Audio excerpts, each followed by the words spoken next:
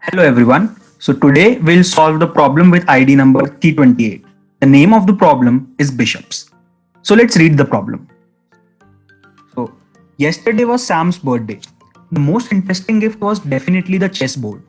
Sam quickly learned the rules of chess and defeated his father, all his friends, his little sister, and now no one wants to play with him anymore. So he decided to play with another birthday gift, a book of math problems for young mathematicians. He opened the book somewhere in the middle and read the following problem. How many knights can be placed on a chessboard without threatening each other? After a while, he realized that this was trivial and moved on to the next problem. How many bishops can be placed on a chessboard without threatening each other? Sam is in trouble here. He is not able to solve this problem and needs your help. Sam's chessboard has size n into n. A bishop can move to any distance in any of the four diagonal directions. A bishop threatens another bishop if it can move to the other bishop's position. Your task is to compute the maximum number of bishops that can be placed on a chessboard in such a way that no two bishops threaten each other. So let's see the input format. The input file consists of several lines. The line I contains a single positive integer n representing the size of the ith chessboard, and n can be anywhere between 1 to 10 raised to the power 100. Now here is one thing to see. 10 raised to power 100 is a very big number, and if you could see the tag on this question, it is also big numbers. So it's a hint that we'll have to work with very big numbers, so we'll have to keep that in mind. Let's see what the output format is. The output file should contain the same number of lines as the input file. Okay. The ith line should contain one number, the maximum number of bishops that can be placed on ith chessboard without threatening each other. Okay, so that was our problem. Firstly, I'll walk you through the approach of the problem and then we'll start coding it. So let us suppose that n equal to 1. So that is actually a 1 into 1 board. So you can place one bishop. So I'll mark X for bishop. So for n equal to 1, you can place n bishop. So answer is 1. Let us suppose n is equals to 2. So you have got a 2 into 2 chessboard. Sorry for that. That's a 2 into 2 chessboard. So you can place one bishop here. Now you cannot place the bishop here because that would be in the diagonal direction of the first one. So you could place the second one anywhere in those two positions. So let us say I place that here. And now you cannot place anything here. So the maximum number of bishops you can place for n equal to 2 is equal to 2.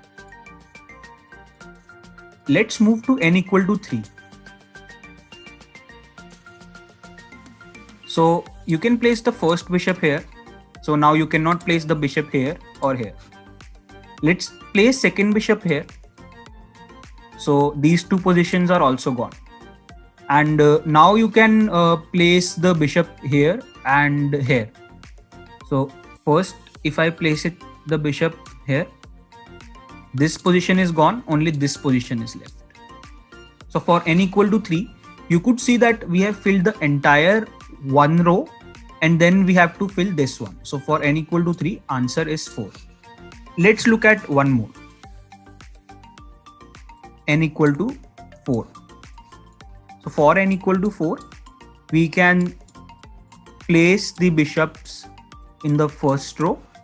Then these are the ones where and two bishops we will place here. So that would be the maximum number of bishops you could place. So for n equal to 4, your answer would be 4 plus 4 minus 2, that is 2, that is 6. So you might want to try it for bigger numbers like n equal to 5 and n equal to 6. So what you will see is that you will fill the first row and then you could fill 2 less bishops in the last row. That is the maximum number of bishops you can place in a grid.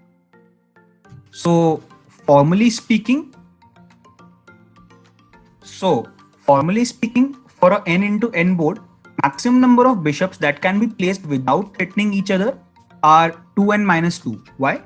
N from this top row and n minus 2 from the bottom row. So here we are back at our whiteboard. Let us clear this one. So one thing I told you to notice about this problem was a tag of big numbers. So one thing we need to keep in mind about this problem is the answer is very straightforward. If there is an n into n chessboard, you can have 2n minus 2 pieces. But you cannot directly code in this thing for this problem. Like you can directly write in Python that input n and output 2n minus 2. This will not work here because we are working with very big numbers.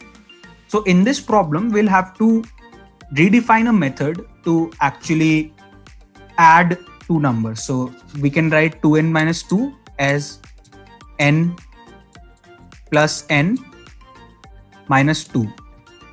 So we need to devise a method to calculate n plus n for very big numbers. So that is what we'll do. So our numbers can be something as big as this number. So if we'll do normal addition, that won't work. So what will we actually do? So I'll just walk you through an example. So let us suppose we have n equal to 346. So it's quite clear what the answer is. Answer is 346 into 2 minus 2.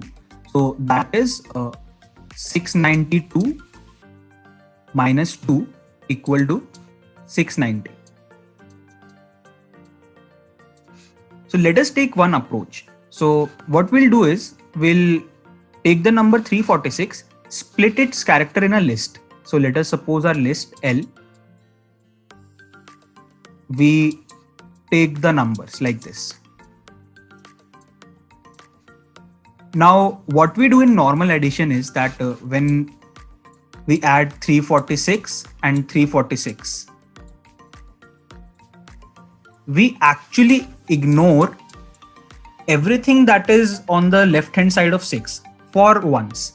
So what we do is we add 6 plus 6, we see okay, it is equal to 12. As it is greater than 9, we'll only keep the last digit, that is 2, and if it's greater than 9, we'll carry 1 over here.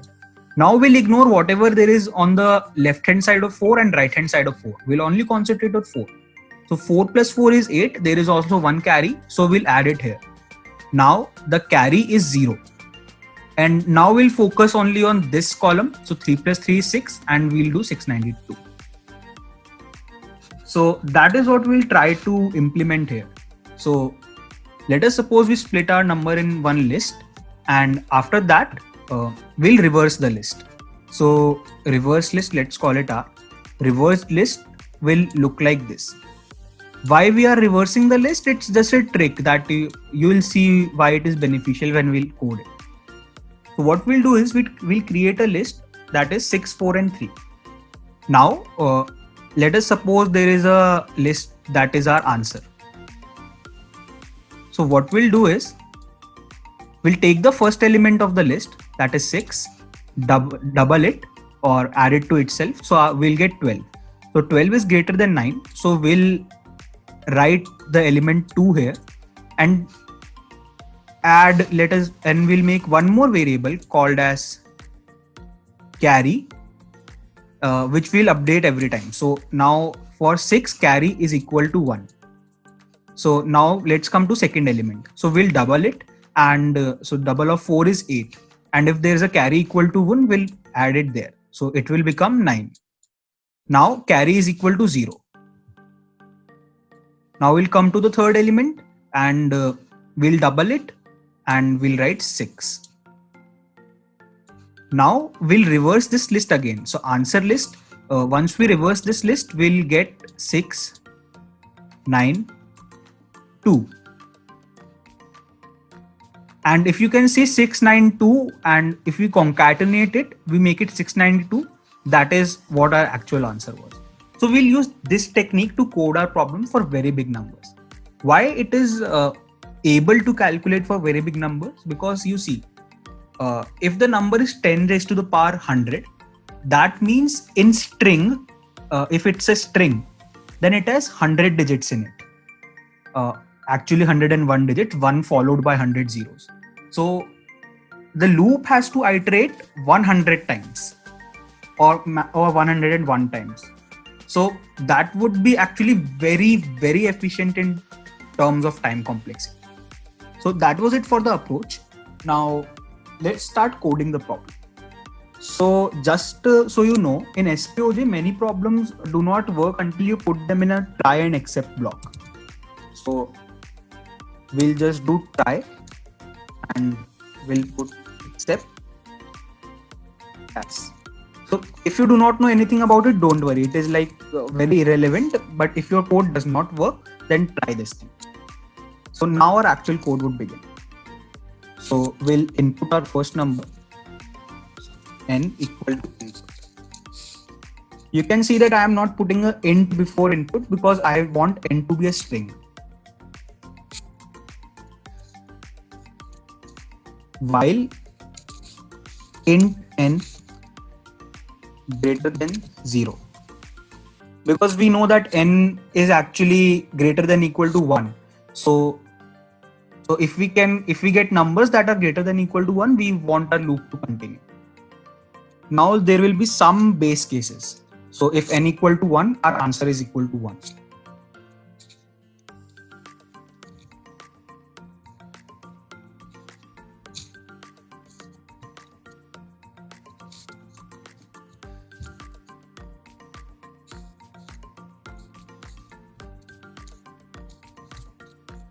So second base case is for n equal to 5. Why is n equal to 5 a base case? That would be clear once we progress in the code. So for n equal to 5, we know the answer is 8. So we'll write it here. Else. So now for everything else, we'll write this code. So let's make a variable called as n string or nstr. I'll call it n string, which is actually list of characters in n. So we'll use list function of Python, and I'll add here. What this will do is that it will convert. Let us suppose if number is 23, n string would be equal to 2, 3. Actually 2, 3. So it will give us the list of those digits. And now we'll reverse this list.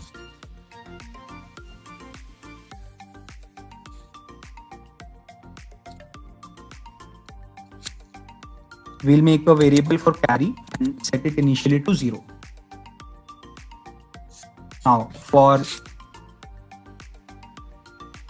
Now for every element in n string, we'll iterate.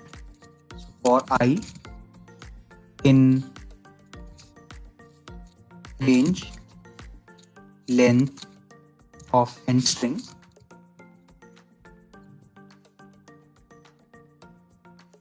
so now there are two cases. If the ith element of n string is less than 5, then we'll put carry equal to 0. And if it is more than 5, then carry would equal to 1.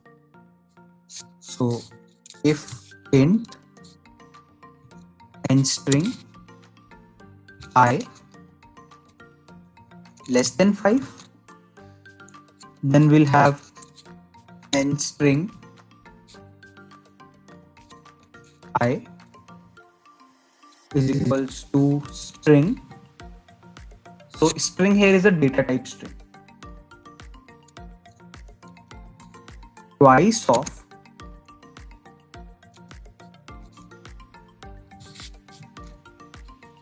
int n string I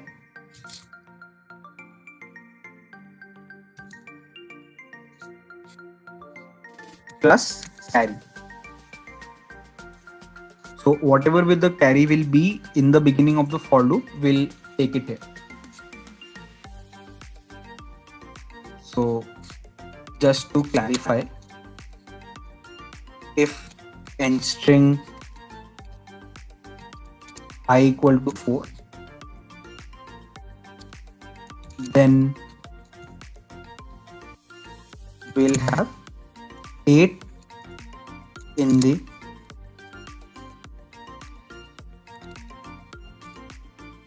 position.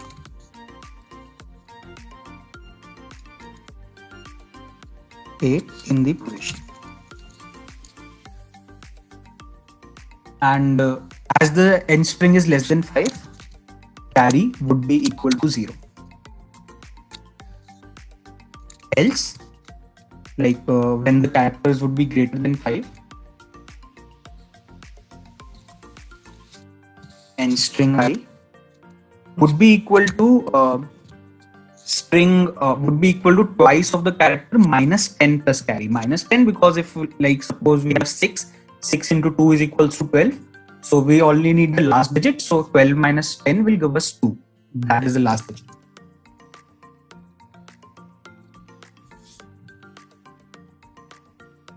Okay, so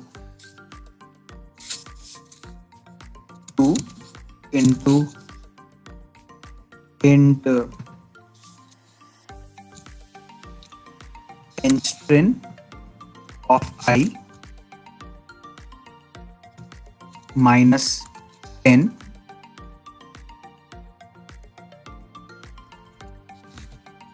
plus carry.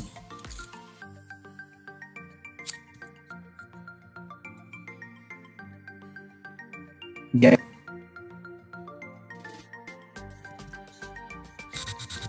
So if n string I equal to 6, let us suppose, wrong sign for equal to, then 2n equal to 12, and we'll need 2.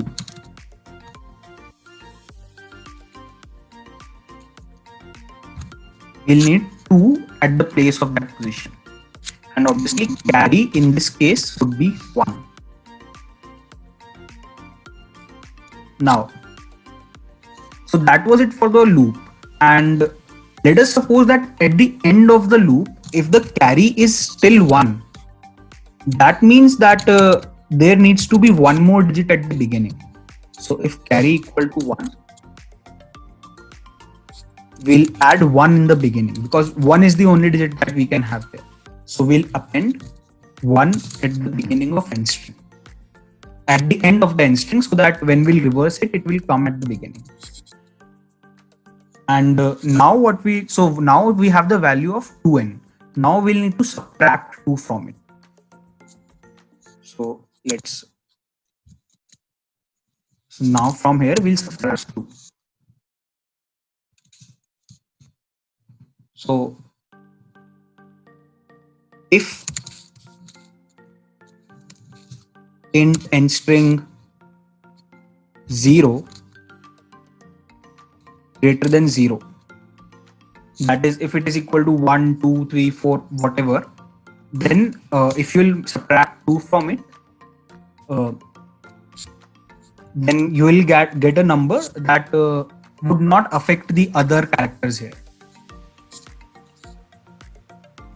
N string 0 would be equal to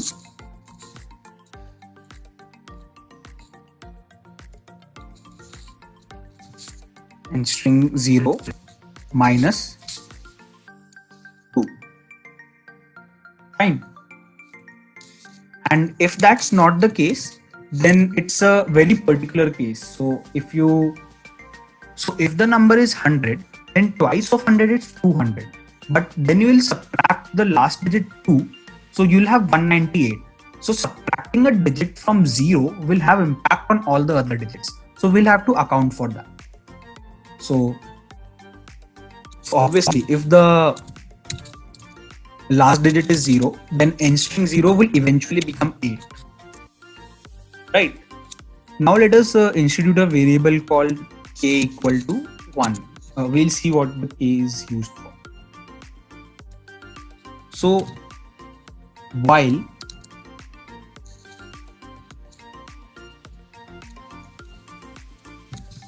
int n string k equal to 0. So let us suppose we have a number that is equal to 10 raised to the power 10. So there are actually 10 zeros. So we'll have to keep accounting for the change of the digits as long as there are zeros at the end of the number. So end string k would be equal to 9. So as long as there are trailing zeros, the last digit that end string 0 would be 8 and the other ones would be 9. And k equal to k plus 1. And after you have come out of this loop, then we'll have the first digit before 0, that is the first non-zero digit before zeros. So that digit would be subtracted by 1. So end string k is equals to string of end string k minus 1. So that is it. We have actually solved the whole problem, and after this we'll have a complete number, but that would be in reverse order. Now we'll again have to reverse the list. So end string dot reverse would do our job, and now we need to join it to make it a string again. So right now it's a list, we need it as a string. So for that we'll use a join function. End string is equals to dot join end string, and now we just need to print our answer, that is end string. And after that we'll just need to do one more thing, that is input n again for the next iteration. So now let's just copy paste it and run it in SPOG.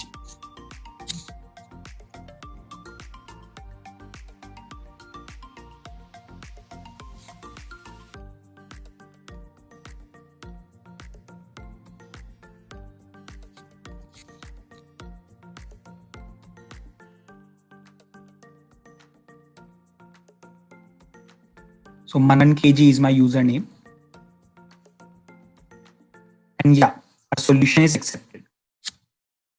So if you people have any kind of confusion, just take a paper and try to write down the solution on your own. So there might be many things that you will not get in first time in this solution, but it would be very good if you try it on your own, and then if you follow through the solution, you will know why is the reason I have done something. So that was it for the video. Thank you guys.